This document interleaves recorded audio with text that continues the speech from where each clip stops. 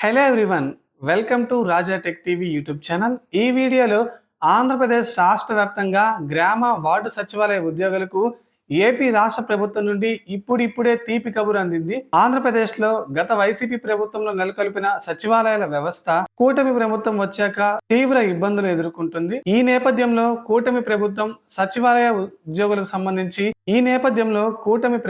సచివాలయ ఉద్యోగుల హేతుబద్ధీకరణ అంశాన్ని తెరపైకి తీసుకొచ్చింది. తాజాగా వారికి గుడ్ న్యూస్ చెప్పింది. దీంతో సచివాలయ ఉద్యోగులు ఎంతో హర్షం వ్యక్తం చేస్తున్నారు. తాజాగా ఆంధ్రప్రదేశ్ రాష్ట్ర సర్కార్ సచివాలయాల ఉద్యోగుల కోసం తీసుకొచ్చిన ఆ సరికొత్త న్యూస్ అప్డేట్ ఏంటి, దీనికి సంబంధించిన పూర్తి ఇన్ఫర్మేషన్ ఈ వీడియోలో చూద్దాం. ముందుగా వీడియో చూస్తున్న ప్రతి ఒక్కరు వీడియో కింద లైక్ బటన్ అయితే ఉంటుంది. వీడియో చూస్తున్న ప్రతి ఒక్కరు వీడియోని అయితే లైక్ చేసేయండి. మీరు వీడియోని లైక్ చేస్తేనే నాకు type of support, motivation, confident గా ఉంటుంది. అలాగే మొదటిసారి ఎవరైనా మన ఛానల్ని విజిట్ అయితే బెల్ ఐకాన్ ట్యాప్ చేసి మన ఛానల్ని సబ్స్క్రైబ్ చేసుకోండి. ఇక లేట్ చేయకుండా టాపిక్ని స్టార్ట్ చేసేద్దాం. ప్రస్తుతం సచివాలయాల వ్యవస్థ అస్తవ్యస్తంగా ఉన్నాయని, వాటిని ఉద్యోగుల హేతుబద్ధీకరణతో వాటిని గాడిలో పెడతామని ప్రభుత్వం ప్రకటించింది. ఇక రాష్ట్ర వ్యాప్తంగా గ్రామ వార్డు సచివాలయాల్లో పనిచేస్తున్న సిబ్బందిని హేతుబద్ధీకరణతో తొలగిస్తారని ప్రచారం అయితే జరుగుతుంది.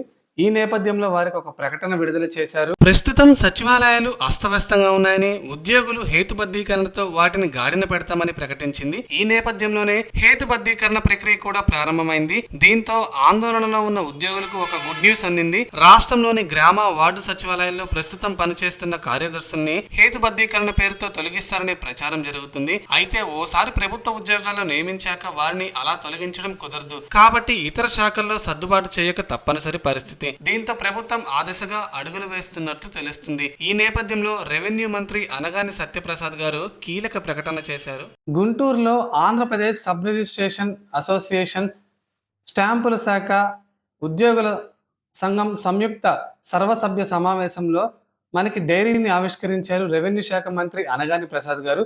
ఈ నేపథ్యంలో రిజిస్ట్రేషన్ శాఖలో ఖాళీలు భర్తీ చేస్తామని చెప్పి మంత్రి అనగాని ప్రసాద్ గారు తెలిపారు. ఈ పోస్టులన్నీ సచివాలయ సిబ్బందితో భర్తీ చేస్తామని మంత్రి హామీ ఇచ్చారు. దీంతో సచివాలయ ఉద్యోగులు ఎంతో హర్షం వ్యక్తం చేస్తున్నారు. దీంతో హేతుబద్ధీకరణ తరువాత సచివాలయ ఉద్యోగులను తీసుకోబోతున్న తొలి శాఖ రిజిస్ట్రేషన్ శాఖ. ఇక తాజాగా మంత్రి ప్రకటనతో రిజిస్ట్రేషన్ శాఖ ఉద్యోగులతో పాటు సచివాలయ సిబ్బంది కూడా ఎంతో ఆనందం వ్యక్తం చేస్తున్నారు.